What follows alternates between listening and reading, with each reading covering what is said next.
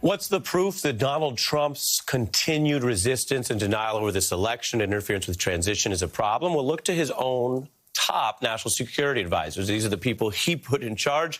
They say we're entering a national security risk territory. Biden's not getting the intelligence briefings or security clearances for his team. American adversaries don't stop just because we're during a transition.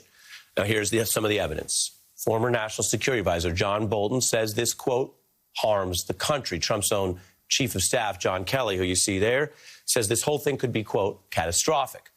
Joining us now is Congressman Adam Schiff. He is the powerful chair of the House Committee on Intelligence. Good evening, sir. Good evening. First, big picture, what are the stakes here?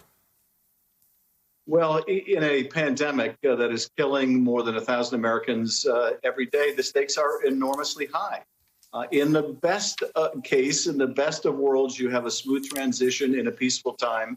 But we're not in a peaceful time right now. We're in a time where this virus is claiming so many of our fellow citizens. And with, very promising vaccines now on the horizon, you want something seamless. You want to be able to roll that out, bring in the new team that can help organize what that will look like. You also want to make sure that we don't run into shortages of protective gear during this transition as these hospitals confront this surge. And finally, Ari, it is very possible this new administration has some kind of a national security crisis in its first weeks. And if intelligence briefings would help them see that coming and plan for it, then the absence of those is really a danger to the country. Yeah, I mean, you're speaking to, we've lived through, I think viewers know, there are many things that were traditions, customs that Donald Trump flouted to varying degrees of pain.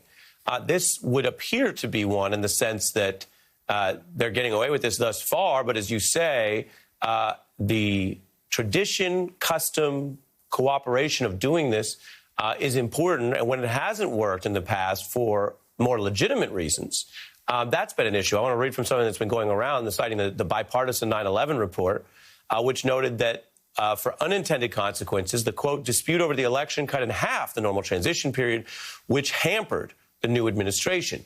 Do you see something like that here? The inference there, although no one's saying you could isolate any one variable, but they were saying the variable of messing with that allotted transition time definitely hampered the understanding and preparation of the new administration for all those threats, which included Osama bin Laden.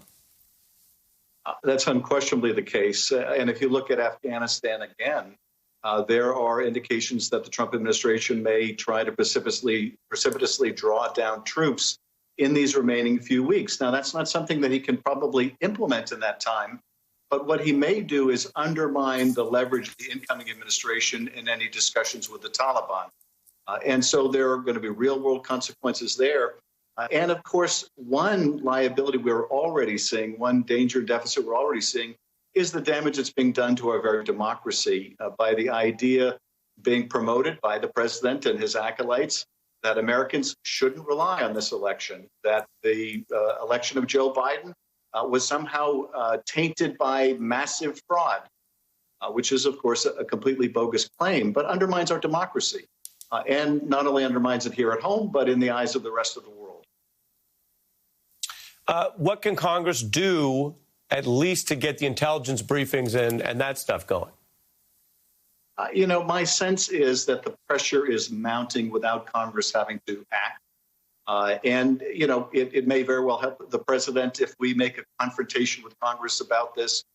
There's nothing that excites his base more than that. But what we're seeing, I think, is already constructive, and that is more and more former administration officials like Kelly, like Bolton, like others, are acknowledging the reality Trump lost, but they're also acknowledging the danger in this petulant conduct by the president, that it really is harming our national security. And I think as those voices multiply, it will put inexorable pressure on the administration to start to brief the new team. But look, if it doesn't happen, then we'll have to contemplate what next, because we can't leave the country unprotected. Yeah. It's an important issue among many during this period.